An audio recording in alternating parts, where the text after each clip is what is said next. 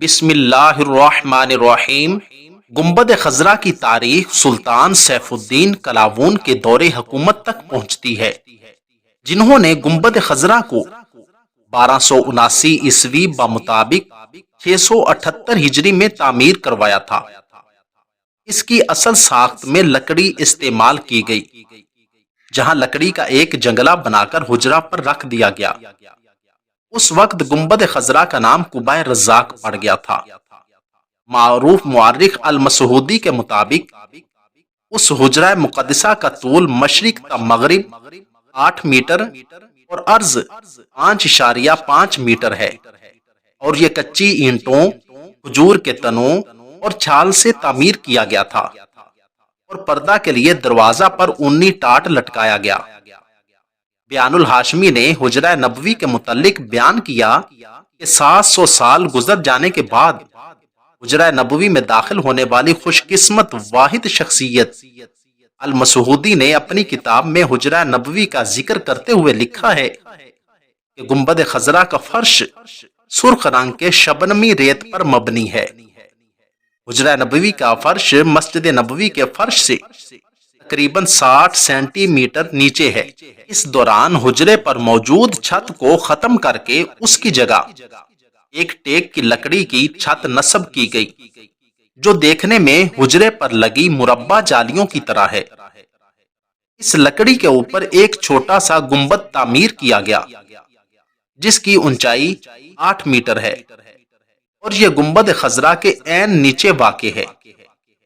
الہاشمی کے مطابق ایک کھڑکی کا اضافہ کیا گیا، اور پھر اس کے بعد سے آج تک ان دیواروں کو ہمیشہ کے لیے بند کر دیا گیا۔ 881 ہجری میں دونوں دیواروں میں ایک تیسری دیوار کا اضافہ کیا گیا، اور وہ حجرہ نبوی میں آخری داخلہ تھا۔ حجرے کی جالیاں سب سے پہلے 668 ہجری میں جس شخصیت نے حجرے کی جالیاں تعمیر کرائیں، وہ مملوک سلطنت کا پہلا نامور حکمراں رکن الدین بیبرس تھا۔ اس نے دیواروں کے چاروں طرف فولادی جالیوں کو نصب کروایا۔ یہ فولادی جال 13 رمضان المبارک 886 ہجری کو حرم نبوی میں دوسری آگ لگنے کے واقعے سے پہلے تک موجود رہا۔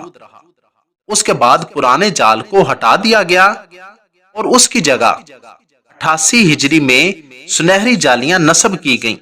ان پر سلطان قائتبائی کا نام لکھا ہوا ہے۔ 678 سال تک قبر مبارک پر کچھ نہیں تھا۔ روضہ انور پر سب سے پہلا گنبد 678 ہجری بمطابق 1269 عیسوی میں تعمیر ہوا، اور اس پر زرد رنگ کرایا گیا، اور وہ پیلا گنبد کہلایا۔ پھر مختلف ادوار میں تغیر و تبدل ہوتا رہا۔ 888 ہجری بمطابق 1483 عیسوی میں کالے پتھر سے نیا گنبد بنایا گیا، اور اس پر سفید رنگ کروایا گیا۔ شاک اس کو گنبد بیضاء یعنی سفید گنبد کہنے لگے۔ 980 ہجری بمطابق 1572 عیسوی میں انتہائی حسین گنبد بنایا گیا، اور اس کو رنگ برنگے پتھروں سے سجایا گیا۔ اب اس کا ایک رنگ نہ رہا، غالباً مینا کاری کے دلکش و جاذب منظر کے باعث وہ رنگ برنگا گنبد کہلایا۔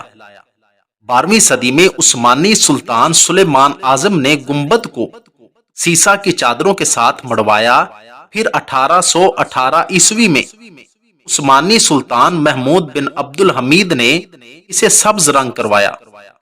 اس کے بعد سے یہ ایسا ہی ہے، جو القبۃ الخضرا یعنی سبز گنبد کے نام سے مشہور ہوا۔ اس کے بعد اب تک کسی نے اس میں رد و بدل نہیں کیا۔ گنبد کا رنگ کوئی بھی ہو، اصل مقصد تو حضور صلی اللہ علیہ وآلہ وسلم کے ساتھ عشق اور محبت ہے۔ اللہ تعالی ہمیں حضور کے ساتھ سچا عشق اور محبت عطا فرمائے۔ آمین ثم آمین۔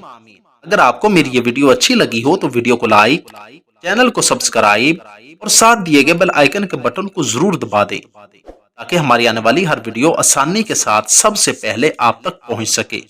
شکریہ۔ السلام۔